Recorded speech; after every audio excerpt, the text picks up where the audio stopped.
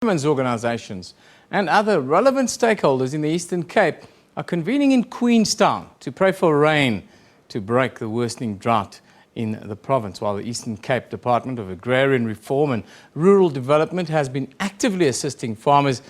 Good rain is urgently needed to help protect the province's agricultural industry. Let's cross now to our reporter in Queenstown, Busisiwe Jemsana, for the latest. Very good morning to you, Busisiwe. I understand you have an interview, but just paint the picture for us quickly before you get into it. A very good morning indeed. Quite a sunny morning here in Queenstown, where scores of religious leaders, the government and farmers are gathered here in this wall behind me to pray for rain. The situation is so severe in the Eastern Cape that it has moved from affecting ordinary residents who have had to stand in long queues to get water from water tanks, but it affects really farmers who have not plowed maize in the past as a result of drought and the water shortage. Some having even lost their livestock. There are reports that close to 20,000 livestock has been reported dead, including sheep and cattle and goats. But to tell us more, we are joined by the Agriculture MEC Mlibo, Qoboshiyane. Sir, thank you so much for joining us. Just how severe is the situation in the Eastern Cape? I can confirm that indeed situation is not rosy at all, and that's why we decided as the sector in the province, economic sector of the cabinet, to submit a quick memorandum to the cabinet yesterday so that the premier can declare this situation as disastrous. And I think we have quantified the cost of this situation. The fountains are drying up, animals are dying, and the long-term effects of this thing means the cost of food and cost of production is going to be a serious matter. We are now going to ensure that the vulnerability of 1.3 million of cattle population, as well as 3 million sheep and 929,000 goats, can be mitigated if we move faster and quicker in provision of feed, in provision of water, in provision of mineral leaks, so that at least there is something that we are doing. Currently, we are cutting water to various areas, to various districts, because the 4 districts that are affected are ones of densely populated in the province of the Eastern Cape. Chrisani, where we are to seek for divine inspiration, Joe Gabi next door here, Alfred Nzo, as well as OR Tambo, are hugely populated districts. And if the severity of this situation is taking place there, it therefore means we are heading for a difficult situation ahead of us.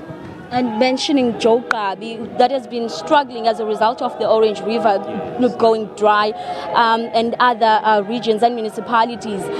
Has the interventions worked? Has the situation at least bettered than you found it?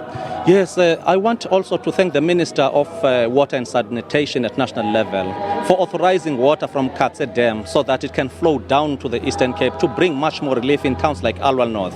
And the second thing is that there is now intervention for human consumption, trucks to carry and cut water to villages, as we are doing procuring those services as well, to go and deliver water, rain harvesting water tanks, buying fodder, hay for animals, and ensuring that all our artisans, including engineering division of the department, are throughout the district to ensure that we maintain and repair, drilling of the boreholes, maintenance of windmills, so that we can restore and revitalize, including fencing for pastures. This is what we are trying to do, developing camps, and also ensuring all our irrigation schemes are going to massify the production of feed for animals. And what about convincing the Minister of Culture to declare the country as a disastrous area as drought is hitting all provinces across? The reason why, as Eastern Cape, we were to quantify, to make an assessment, and to see that from now going forward, the situation is not going to be much more easy for farmers. Definitely sure, in the national coordination, we are going to propose formally as the government of the province to say the situation is precarious, the situation needs straight and immediate intervention. There is no way we can bargain with this situation. Maize is going to be important, cropping is going to be affected, sales are going to rocket up, and that is going to create internal instability within a country. And I think the moment the country can focus in this reality and cross over it, and ensuring that there are also mitigating mechanisms. Farmers are trained, farmers are advised, farmers are educated, communities understand that we need to conserve what we have we need more, better and improved program management, including the fastest pace by government to procure these goods and services. I think situation can improve. And now you're praying for rain. Today we decided to come as a province and converge in Queenstown, where you can feel the sweltering heat here, just to say, God, we can do everything, but the powers and divine inspiration will always come from the above. And I believe Christians are here, non-believers are here, because drought is affecting Jews and Gentiles, same together. And thank you for affording us this opportunity, but because of time, we're going to have to leave it there. That was the MEC for Agriculture in the Eastern Cape, Mlibo Qoboshiyane, telling us that they have already submitted documentation to the cabinet to make sure that some areas in the province, which include Qoboshiyane and Qoboshiyane, are declared disaster areas. They are also planning on convincing the National Minister of Culture into turning the country as a disaster area, as drought is hard hitting across all provinces. With that, it's back to you in studio. Yeah, thank you very much to Busisiwe Jemsana there, coming to you live from Queenstown, not Queenstown, rather now.